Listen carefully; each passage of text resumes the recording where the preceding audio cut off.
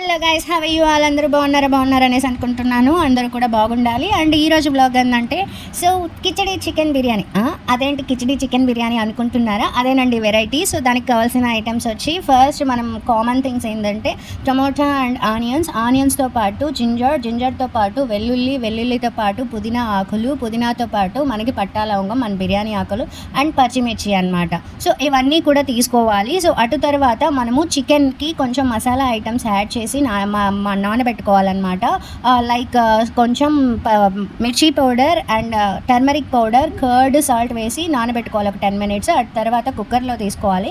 కుక్కర్లో ఆయిల్ వేసి పట్టా లవంగం, బిర్యానీ ఆకులు వేసి బాగా వేడి చేశాక అండ్ దాంతోపాటు ఆనియన్స్ కూడా మరగనివ్వాలి ఆయిల్లో.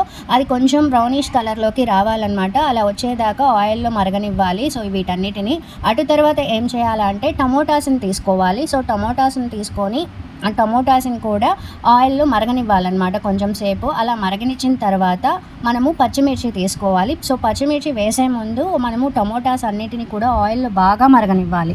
ఎందుకంటే సో అది మగ్గు వాసన పోవాలన్నమాట. మగ్గు బాగా మరగనిచ్చిన తర్వాత టమోటాలు వచ్చి గట్టిగా ఉంటాయి. సో కాబట్టి మెత్తగా జ్యూసీగా అయ్యేటట్టు ఆయిల్లోనే దాన్ని వాడనివ్వాలి. అటు తర్వాత పచ్చిమిర్చి వేసుకోవాలి. పచ్చిమిర్చిని కూడా ఆయిల్లోనే వాడనివ్వాలి. అలా వాడనిచ్చిన తర్వాత మనము ఇంతకుముందు నేను చూపించాను కదా కొన్ని ఐటమ్స్. సో ఇప్పుడు ఏదైతే ఇందులో వేసున్నామో ఇంతకుముందు ఫస్ట్ ప్లేట్లో ఏదైతే చూపించానో అవే ఐటమ్స్ని కొన్నిటిని తీసుకొని మిక్సీ పట్టుకోవాలి మనం. వీటితో పాటు దాన్ని కూడా మిక్సీ పట్టుకోవాలి. అండ్ ఇంకొక విషయం అండి, సో సండే కదా, మీ ఇంట్లో ఏంటి స్పెషలో నాకు కమెంట్ రూపంలో తెలియజేయండి. సో మీ ఇంట్లో బిర్యానీ చేస్తున్నారా, లేకపోతే ఫిష్ ఫ్రై చేస్తున్నారా, prawns, what ever. So comment రూపంలో తెలియజేయండి. అండ్ ఇంతకుముందు నేను చెప్పినట్టు సో మరగనిచ్చిన నానబెట్టుకున్న చికెన్ని కూడా సో మనం ఈ ఆయిల్లో వేసుకోవాలన్నమాట. ఇలా వేసిన తర్వాత దీన్ని కూడా కాసేపు మగ్గనివ్వాలి ఆయిల్లో. మగ్గనిచ్చిన తర్వాత మనము ఇంతకుముందు చెప్పాను కదా, సో ఇవే ఐటమ్స్తో నేను కొంచెం మసాలాని కూడా రుబ్బి పెట్టుకున్నాను అనేసి. సో ఆ మసాలాని కూడా వీటితోనే వేసేసి బాగా ఆయిల్లో మరగనిచ్చాను అనమాట. అండ్ ఇంకొక విషయం, మనకి ఈ 13th ఏపీ ఎలక్షన్స్ ఉన్నాయి కదా. సో మీరు ఎవరికి ఓట్ వేయాలనుకుంటున్నారు? మీ ఓటు ఎవరికి? మనకి 5 years ఎలా జరిగింది? ఈ 5 yearsలో మనం ఏవైనా బెనిఫిట్స్ పొందామా? బెనిఫిట్స్ పొందింటే అవి ఏంటి అని గుర్తుపెట్టుకోండి. లేకపోతే ఇంతకుముందు మనకి ఎవరైనా ఏమైనా చేశారా అన్నీ కూడా క్యాలిక్యులేట్ చేసుకోండి. ఒక ఓటు వేసే హక్కు వచ్చింది అంటే మనకి ఆలోచించే శక్తి ఉన్నట్టే. సో బాగా కరెక్ట్గా ఆలోచించండి. మీ ఓటు ఎవరికో, మీ ఓటుని వినియోగించుకోండి. సో ఈ 5 సంవత్సరాల పాలన ఎవరికో వాళ్ళ చేతిలో పెట్టండి. అండ్ థింక్ చేయకుండా మాత్రం ఓటు ఊరికే వేయకండి. అండ్ ఈ చికెన్లో ఆ మసాలా అంతా వేసాక అవి కూడా మరగనిచ్చిన తర్వాత ఆయిల్లో కొంచెం వాటర్ వేయాలన్నమాట. సో వాటర్ వేసాను.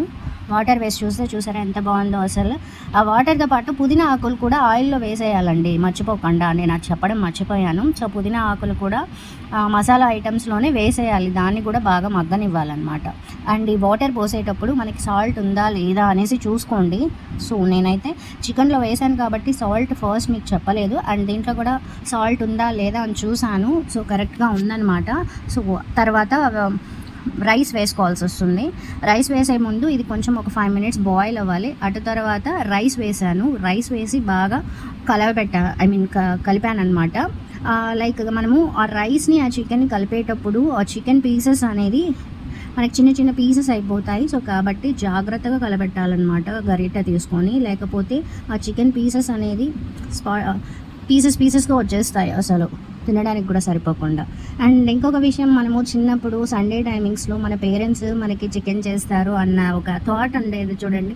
అదో వెరైటీ అనమాట. లైక్ వాళ్ళు ఓకే సండేనా మనకి హాలిడే, ఆడుకోవచ్చు, దాంతోపాటు మనం ఇంట్లో చికెన్ చేయొచ్చు, స్పెషల్ ఐటమ్స్ ఉంటాయి అనేసి అంటాం కదా. సో అలా అనమాట. మీకు ఎవరికైనా అలాంటి గుర్తొస్తున్నాయా?